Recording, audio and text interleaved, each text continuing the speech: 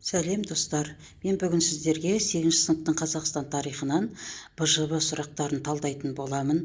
Сондықтан сіздер менің каналыма тіркеліп, менімен бірге болып, ұнаса лайк басып, комментарий жаза отыруларыңызды сұраймын. Бұл БЖБ Қазақ жоңғар соғысы бөлімі бойынша жиынтық бағалаудың тапсырмаларынан тұрады. Тақырып: жоңғар басқыншыларына қарсы отан соғысының басталуы біртұтас халық жасағының ұйымдастырылуын қамтиды.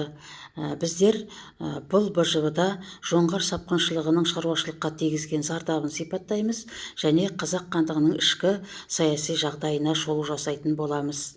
Бірінші тапсырма: жоңғар шапқыншылығының қазақ халқының шаруашылығына тигізген зардаптарын сипаттап дәлелдер келтіру. 3 дәлел келтіру керек. Мысалы, бірінші дәлелге былай жазуға болады: жоңғар шапқыншылығы тұтқиылдан басталғандығын, жоңғарлардың ертіс жетісудан бастап елдің батыс аймағынан басқа жерлерді түгелдей басып алғандығын жазуға болады. Басып алған жерлерде ауылдарды өртеп, малды айдап кетіп, дүние мүлікті талан-таражға салған, бейбіт халықты қырғанын салуға болады. Сондай-ақ сауда байланысы үзілгендігін, гүлденген қалалардың қирағандығын да жазуға болады. Яғни жоңғар шапқыншылығы елге орасан зор зардап келтіргенін жазамыз. Екінші зардабына жоңғар шапқыншылығы қазақ халқының демографиясына зиян келтіргенін жазуға болады.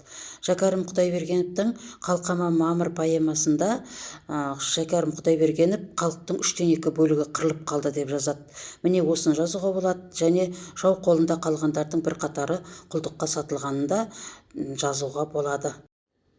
Жоңғар шапқыншылығының тигізген зардаптарының 3-ші дәлеліне жоңғар шапқыншылығы салдарынан халық туған жерінен айырылғанын, халық дүние мүлкіне, үй-жайына, малына да қарамай бас сауғалап қашуға мәжбүр болғандығын жазуға болады.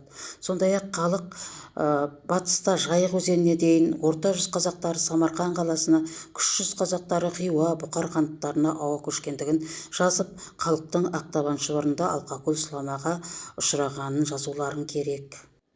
Екінші тапсырма: 17-18 ғасырлардағы қазақ хандығының ішкі жағдайы тақырыбында 100 немесе 150 сөзден тұратын эссе жазасыздар.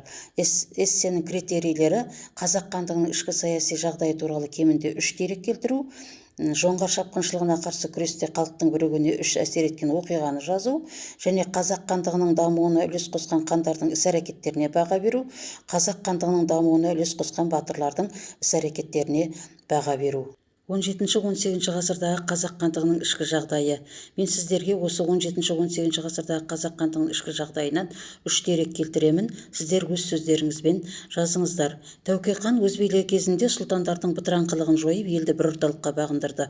Билер кеңесін құрып, 300-ді біріктірді, саяси тұрақтылықты орнатты.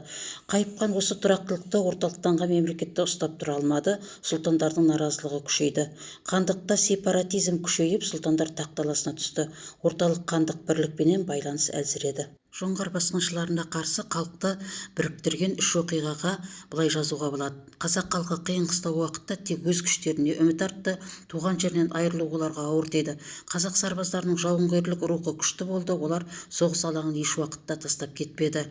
Сыртқы жауға қарсы күресу үшін 1710 жылы Қарақұмда және 1726 жылы Ордабасында құрылтай өткізілді. Бұланты және Аңырақай шайқасындағы жеңіс қазақ жауынгерлерінің бойында жеңіске деген сенімді ұялатты. Жоңғар шапқыншылығына қарсы күресті ұйымдастырушы хандардың іс-әрекетіне баға бер дегенге былай деп жазуға болады: жоңғар шапқыншылығына қарсы күресті ұйымдастырушы хандар болды. Әбілқайыр 1723 жылы Түркістан қаласын жоңғарлардан тікелей шабуылмен азат етті. Бұланты және Аңырақай шайқасында Әбілқайыр хан бас қолбасшы ретінде соғысқа басшылық жасап, жеңіске жетті. Сәмеке, Барақ, Әбілмәмбет хандар да жоңғарларға қарсы күресті ұйымдастырушылар қатарында болды. Жоңғар шапқыншылығына қарсы күрескен батырларымыздың іс-әрекетіне баға бергенде былай деп жазуға болады: жоңғар шабуылына қарсы қазақ батырлары кең байтақ еліміздің барлық жерінде бірдей шайқасты. Бұл соғыстың барысында қазақ халқы 100-ге, руға, тайпаға бөлінбеді. Жауға қарсы жұдырықтай жұмылып шайқасты. Батырлар Қабанбай, Бөгенбай, Олжабай, Райымбек, Есет, Малайсары, Жәнібек, Қожаберген, Тайлақ, Жабай, Жасыбай, Бердіқожа, Саңырақ батырлықтың ерен үлгісін көрсетті. Отан үшін жанын берген батыр бабаларымыздың есімі мәңгі өшпейді.